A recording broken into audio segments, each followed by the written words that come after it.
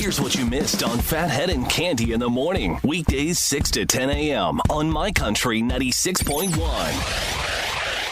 My Country 96.1, it's Phathead. Welcome to Tuesday, June 2nd, 2026. We've got a beautiful day, 73 and sunshine. Yesterday turned out better than originally planned. It was supposed to be yesterday, 67, which it was around there in the mid-60s, and a possibility of rain, but that quickly went away. Didn't see any of that.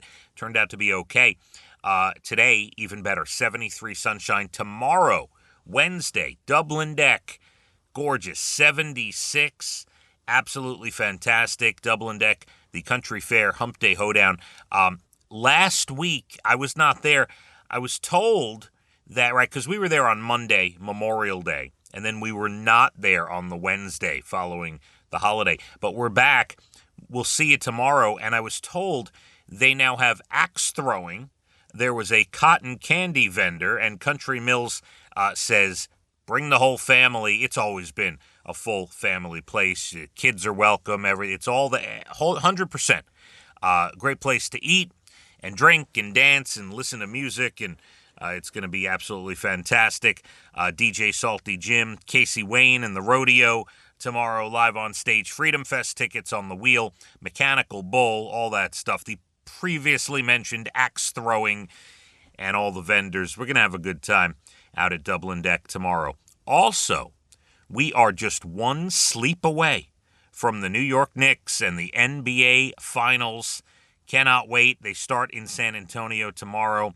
I truly, in my heart of hearts, I believe the Knicks are going to win this series. This is not just my fandom talking. Now, if you asked me a month ago, 2 months ago, I would have said there's no way the Knicks even get to the finals. But they flipped a switch. Something has happened. I feel like they're ready. They're more focused. They're more mature. They're on a mission. They're on a business trip right now in San Antonio. Let's hope all that comes true. And tomorrow they get game one. Now, Dublin Deck has all the TVs out. The game doesn't start till like 8:30 to 9 o'clock, somewhere between 8:30 and 9 o'clock. So we'll be at Dublin Deck having a great time. Tons of televisions. You can watch the whole game there, part of the game there, whatever you want to do.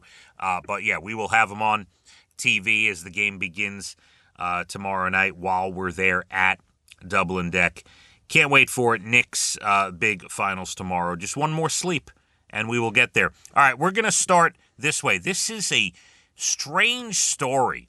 We're starting with principal, a high school principal in Florida who's been placed on administrative leave, and the reason is just bizarre. So I honestly, I feel like I side with the principal here. A high school principal in Florida, Katie O'Connell, in this year's yearbook, in the school's yearbook, apparently quoted Fetty Wap, the rapper, the artist Fetty Wap, and one of Fetty Wap's songs, Trap Queen. And the quote is very PG. The quote is, everybody hating, we just call them fans, though.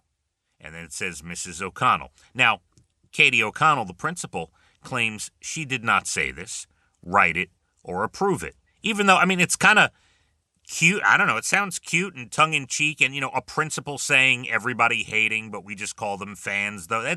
It's kind of like a sarcastic kind of tongue-in-cheek sort of thing. Didn't come off to me as anything bad. If the principal of our school or any district on Long Island said that, I think most people would take it as a joke. Well, the principal says, I didn't write it.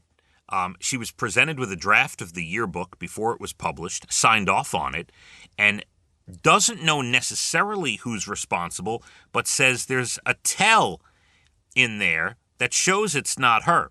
It said Mrs. O'Connell, and all the students know she never refers to herself as that. She always says, I'm Miss O. So she would have put Miss O in the yearbook, but someone wrote Mrs. O'Connell. So was it a senior prank? Who knows? The assistant principal backing her up, saying she didn't see the quote in the first draft either. And some are saying possible student prank. Anyway, the district put her on leave with pay for inappropriate conduct. That is the quote, inappropriate conduct. And it sounds like her tenure at the school might be over. Apparently, screenshots of the quote, again, which doesn't sound all that bad, were put up on Facebook. Parents freaked out, went to the district. I mean, I'm reading the story and it sounds like bizarro world. I don't understand.